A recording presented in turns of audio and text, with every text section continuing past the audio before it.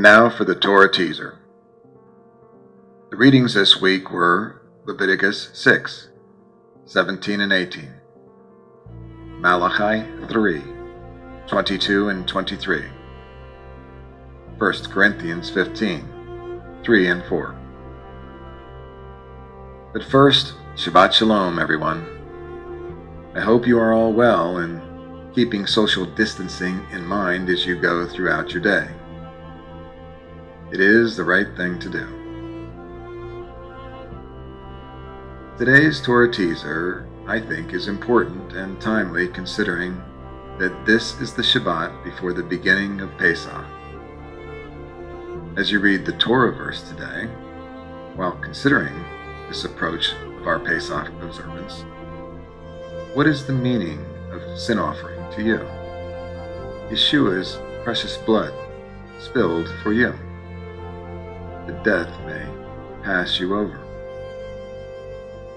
Then move on to the Haftarah. It's where we hear of Eliyah heralding the coming of the Lord in the future, where we will find fair but for the lost, terrible judgment adding meaning to our Pesach and the cup of Elijah. However, we don't stop there. We continue with the haChadasha to the promise of the precious blood of Yeshua that we place on our spiritual doorposts, and through which spiritual death passes us over, and we are saved. In a nutshell, that is the Torah teaser. As Pesach approaches, I hope you will take this opportunity to pull these things apart and consider what they mean to you. The sin offering, Elijah's coming, and God's judgment, salvation, spiritual death passing us over. Now, before we move on to the service, I would like to add a couple of thoughts on Pesach.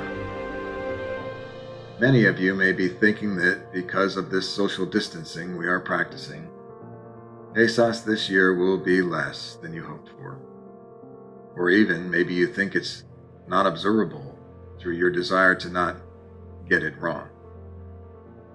I hope I can put your minds at rest a little bit and suggest that this can be your most meaningful Pesach during this voluntary quarantine time.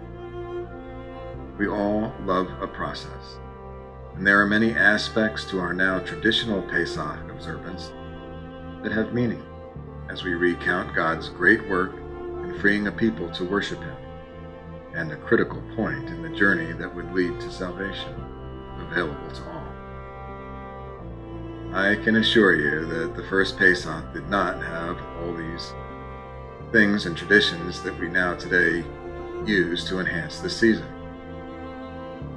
And over time, during periods of persecution, well, we often had to set those things aside anyway. But still, even in the hardest of times, the observance of Pesach was still lived. So, do not be concerned if you can't go out and get all the things that make up a current Seder. Even if you have never observed one yourself, or you don't have an understandable Haggadah from which to work, this observance can still be kept and still have meaning. Kept as God directed till the end of time, and later Yeshua demonstrated, be done in remembrance of Him. If you gather as a family and can do nothing more than read Exodus chapters 3 through 12, you will still have a meaningful Pesach. In this reading, you can break it up and eat dinner in the middle, or any way you choose. Pesach is a time for sharing and asking or answering questions. But considering how Yeshua willingly became our Pesach lamb, and how forever connected these two events are in the journey to salvation, it's a time for children to participate and hear one of the greatest stories of the Torah. Let people share in the reading. Read it as the exciting journey it was, and relate it to the exciting journey we travel today. Now I hope you are not alone this Pesach. For me, I grew up rarely sharing Pesach beyond family, so it's not really that unusual. But keep this in mind. Whoever decides to take on the mantle of spiritual leadership in your Pesach, be bold, and you will be blessed. God bless you all.